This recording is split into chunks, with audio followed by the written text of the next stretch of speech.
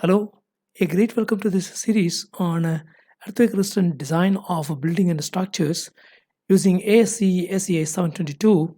Today we are at topic number 9, that is where we will address an important topic, that is a structural irregularity, which includes both the horizontal as well as the vertical irregularities. So before we start our discussion, let us start asking a set of important questions. The first one is, why to evaluate structural irregularities? This is a very common question. So the answer is very simple. Majority of a seismic design code provisions were prescribed for regular structural configurations. What does this mean? This means that when we switch our configuration from regular to irregular, we end up in a response that is different from a code predicted response. We start having demands that are different from code predicted demands. Then secondly, earthquakes have demonstrated that buildings that have irregular configurations suffer greater damage despite good design and construction. In this way, we can see that having irregularity, it spoils one of the important requirements of earthquake resistant design buildings, that is limit the damage. That is why we need to evaluate structural irregularities. The second question is, why the standard encourages regular structural configurations? So the first one is with respect to the inelastic response. While the inelastic response is well distributed throughout for regular structures, the same can be concentrated only in select areas due to irregularities resulting in a greater damage. Means that an irregularity will result in a concentrated demand or a demand that is concentrated in select areas, which means that we end up in a greater damage. The second one is, some irregularities introduce unanticipated demands into the structure. And in many cases, the literature have pointed out that the damage of the structures due to the seismic excitations are due to demands that is unforeseen during the engineering design. Then the third one is, irregularities can potentially affect the distribution of seismic demand predicted through elastic analysis method. That is why the code encourages the design of regular structural configurations. Now let us proceed with the classification of structural regularity. Now, based on the configuration, structures can be broadly classified as regular and irregular. Further, the structural irregularity need to be investigated both in the horizontal and vertical directions. So let us start our discussions on horizontal structural irregularities. So various horizontal structural irregularities are listed in table 12.31 of ASCE 722. And as you can see that this is a snapshot of this table. So it consists of various columns. In the first column, you can see the type. Every irregularity is given a type, like for example, type 1, type 2, type 3, 4, 5. And the second column is given the name of each irregularity. For example, type 1 is torsional irregularity. And here is also given the conditions under which each irregularity is triggered. And in the third column, you'll find the reference section, wherein the code provides some additional requirements, either from the analysis or design perspectives, to be followed when each of these irregularities is triggered. In seismic design categories, SDCs, that is listed in the last column. So let us start discussing each of these types of horizontal irregularity. The type 1 is a torsional irregularity. This is an important irregularity. So let us define the conditions under which this irregularity is triggered. So this irregularity exists where more than 75% of any story's lateral strength is provided on one side of the center of mass. For example, here is a simple demonstration. So here you can see that the slab is supported on three resisting elements. On the left side, you have got a long shear wall. On the right side, you have got two small columns. Obviously, we know that in this case, the center of resistance will be shifted more towards the shear wall, whereas you will find that the line of action of the initial force, obviously, it will be through the CG of this area if it is the mass is uniformly distributed. And we find that there is an eccentricity that is triggered between the initial force and resisting force, and this causes a torsional irregularity. Or there is one more condition wherein a parameter known as the torsional irregularity ratio TIR exceeds 1.2. Let us see what is this torsional irregularity. So for example, to demonstrate the parameter TIR, I have made a simple story that's rectangular in shape, and here you will find that the seismic force. Now, first of all, let us just discuss about the seismic force to be used for the evaluation of TIR. The seismic force shall be the lateral loads computed using the ELF approach. This is nothing but the equivalent lateral force approach, which obviously we will take up in the coming sessions, per section 12.8 with application of accidental torsion per section 12.84. This means that seismic force shall include the forces obtained through the ELF approach accompanied with an accidental torsion. So during the application of the seismic force, we need to record the drifts. That's a minimum drift delta minimum and the maximum drift delta max at the two corners of the building, and then obtain an average drift delta average, which is nothing but delta max plus delta minimum by 2. Then we arrive at the torsional irregularity ratio TIR parameter as delta max divided by delta average. So obviously, as you can see that this is a measure of the larger the delta max related to delta average, the more will be the torsional susceptibility of the floor. So as you can see that these two methods are different. The first one, that is more than 75% of the story lateral strength, maybe that you will be able to just take a decision looking into the plan dimensions of the various members. Whereas the second approach, which is mentioned through the torsional irregularity ratio, obviously it requires a detailed analytical procedure. Now here I have put up some notes relevant to this type 1 irregularity, and here the TIR shall not apply to structures with a flexible diaphragms. So means that the computation of TIR is limited to floors with rigid as well as the semi-rigid diaphragms. Then the testing response of a structure with this irregularity cannot be captured using 2D analysis in orthogonal plan directions. This means that where a structure is exhibited by a type 1 torsional irregularity, this means that we need to go for a 3D representation in our analytical models. So now let us talk about the type 2. There's a simple one that is known as a re-entrant corner irregularity. You know what a re-entrant corner irregularity, referring to this floor plan, we know that these two are the re-entrant corners. So how do we define the conditions to trigger this irregularity? Referring to this sketch, we find that a re-entrant irregularity is defined to exist where both plan projections of the structure beyond a re-entrant corner are greater than 20% of the plan dimensions of the structure.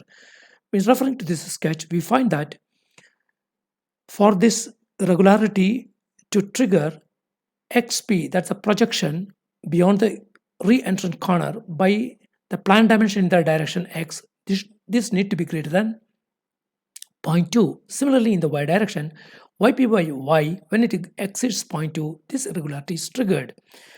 Now let us discuss some features of this irregularity. Now, when a structure is identified through this irregularity, the code specifies that for structures assigned to SDCs, D through F, design forces shall be increased by 25% at each level of irregularity for the design of diaphragm connections. So you'll find that where this irregularity exists, the code comes with a penalty. That means use a 25% higher force for the design of diaphragm connections. Now, the main problem with this kind of irregularity is that when we perform an analysis, you'll find that these projecting wings, they respond with a flapping motion, which means that this flapping motion during seismic excitations will trigger additional demands near the re-entrant corner. So that is why we need to be very cautious regarding these structures with a re-entrant corner irregularity. Now let us discuss about the third one, that is a diaphragm discontinuity irregularity. So it is very clear this irregularity is triggered out of the diaphragm, and where there is an abrupt discontinuity, this irregularity is triggered, or there is a variation in the stiffness of the diaphragm. So for example, here is shown a simple floor slab that is having an open area. As you can see that these are the vertical seismic force resisting elements, and this irregularity is triggered when this open area is more than 25% of the gross enclosed area, that is this area more than 0.25 times xy. So this is a cause for the discontinuity of the diaphragm. Or we can also have a change in the diaphragm stiffness. As shown here, you will find that a part of the floor is having a rigid diaphragm and the other part is having a flexible diaphragm. This could be due to various requirements. We have faced this kind of a condition in industrial structures as well. And when such a diaphragm stiffness, variation in the diaphragm stiffness exceeds 50%, then this diaphragm discontinuity irregularity is triggered. And we know that there's a diaphragm discontinuity, that is a discontinuity irregularity is an important feature because it altogether changes the distribution of the lateral demands to the various vertical elements. So this is what is written over here. This irregularity would result in the change of distribution of inertial forces to various vertical elements of SFRS. Just like the earlier irregularity, this irregularity also calls for an additional 25% in the forces for the design of the diaphragm connections for structures assigned to SDCs D through F. Then we have an out of plane offset irregularity. This is a little bit more dangerous. So this happens when there is a discontinuity in the lateral force resistance path, and this could be in the form of an out of plane offset of at least one of the vertical elements. For example, look here. Here we have got a floor that is supported on 4 shear walls in one story, and in the story above, this wall is shifted from its current location to another position. That causes an offset, out of plane offset, as shown over here. So remember that this offset obviously will impose an additional vertical and lateral load effects on horizontal elements, because if you look into this particular floor element, obviously this portion need to be adequately designed so that the shear forces are transferred adequately from this vertical element through an offset to the element below. Then the code also specifies some additional requirements. For example, for structures assigned to SDCs B through F, analysis using a 3D representation would be required for structures with rigid and semi-rigid diaphragms. That means a 3D analysis is very much required for structures with out of plane offset irregularity. And then finally we have the type 5 non-parallel system irregularity, and as shown here you can find that this kind of an irregularity is triggered when the vertical elements of SFRS are not parallel to each other, and the code imposes additional requirement for this kind of irregularity. For example, for structures assigned to SDCs C through F, independent directional procedure shall not be permitted. We will discuss about, obviously this is nothing but the check of the structure for earthquake in different directions, orthogonal directions. So there is a procedure known as an independent directional procedure, and this procedure cannot be applied where the structure is having this kind of an irregularity. Then just like the earlier irregularity, here again the analysis would call for a 3D representation for structures with rigid and semi-rigid diaphragms. So I think that is all regarding the horizontal irregularities. Let us check into the vertical structure regularities. Vertical structure regularities are reported in table 12.32, and you will find that the format of the table is as good as the earlier one. wherein the type, description, the reference section, and the seismic design category applications are detailed over here. So let us start discussing about each of this irregularity. And the first one is type 1A, stiffness soft story irregularity. So remember, when there is a term such as a soft story, this is related to the stiffness. So what are the conditions for a soft story irregularity? This irregularity is triggered when there is a story in which the lateral stiffness is less than 70% of that in the story above, or less than 80% of the average stiffness of the three stories above. Referring to the story that is marked in red color here, this irregularity is triggered under any one of the conditions. For example, for the ith level, Ki is less than 0.7 times Ki plus 1, or Ki is less than 0.8 by 3 of Ki plus 1 plus Ki plus 2, Ki plus 3, which are nothing but the stories above the ith level. Then we have an extreme soft story. The first one was a soft story. Then the next one is an extreme soft story irregularity. Please remember, we are discussing vertical irregularities. So here the conditions are a little bit stringent. Instead of Ki less than 0.7 Ki plus 1, here extreme irregularity, Ki is less than 0.6 Ki plus 1. Here, as you can see, that here is a continuously running vertical shear wall, wherein you will find that at the ith story we have got an opening that drastically reduces the stiffness, bringing a condition Ki less than 0.6i into Ki plus 1, triggering an extreme soft story irregularity. Another condition is Ki is less than 0.7 by 3 into Ki plus 1 plus Ki plus 2 plus Ki plus 3.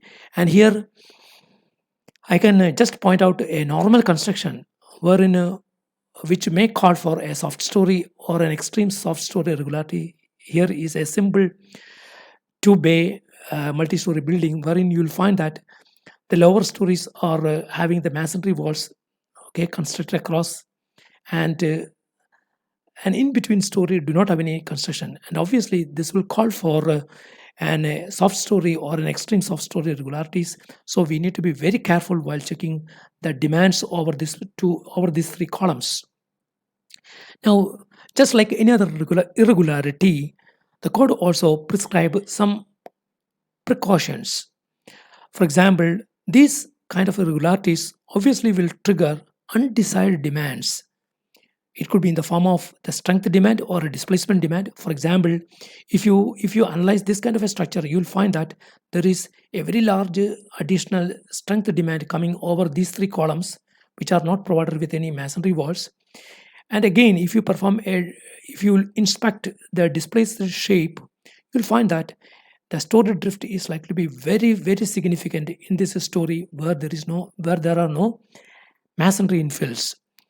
And remember, the extreme soft story irregularity, it is not permitted in structures assigned to SDCs E or F. Okay, fine. Then we have a simple one, that is a vertical geometry irregularity. As you can see that this is just related with the geometry. And here, this irregularity is triggered when the horizontal dimension of any SFRS element is more than 130% of that in the adjacent story. Referring to this sketch, we'll find that this irregularity is triggered when Li is greater than 1.3 into Li plus 1. And then we have type 3, that's an in-plane discontinuity in vertical lateral force resisting element irregularity. So this irregularity is defined to exist when there is an in-plane offset. Look here. Here we have a shear wall structure which do not continue up to the ground floor, and there is an offset, and this shear wall continues to the bottom after an offset. Obviously, we know that this kind of an offset, it will result in overturning demands. For example, if you look into these two columns, obviously we know that they will be subject to very large overturning demands on the sub. And so we need to be very careful when dealing with such irregularities, especially in taking care of the overturning demands that is coming on the supporting structural elements. So the notes include the overstrength requirement, which I just now discussed, And just like the other irregularity we discussed, this irregularity will also call for an additional 25% force in the design of the diaphragm connections. Then we have a weak story. Remember that a weak story and a soft story, we have to differentiate. In a soft story, we talk in terms of the stiffness, whereas in the case of the weak story, we talk in terms of the strength.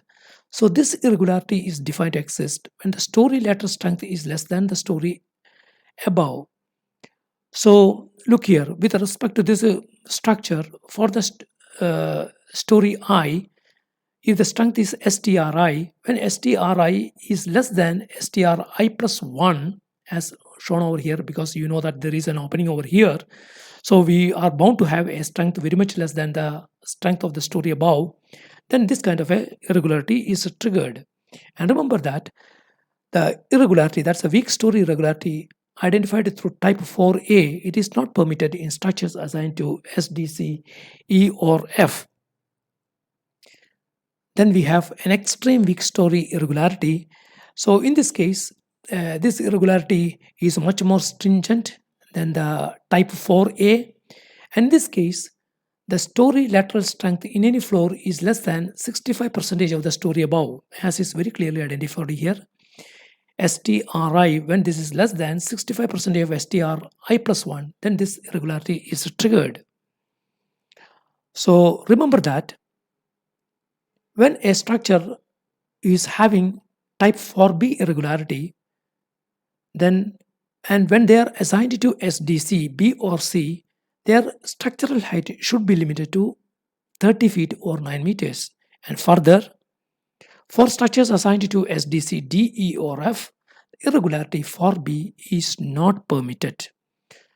So I think that's all about our discussions on the irregularities, and we need to be very, very cautious in identifying the various irregularities, whether it is horizontal or vertical, because we know that the irregularities are likely to affect, number one, the overall seismic demand, then number two, the overall local demands, and number three, it is also likely to affect the distribution of the lateral force that is distributed to the various stories.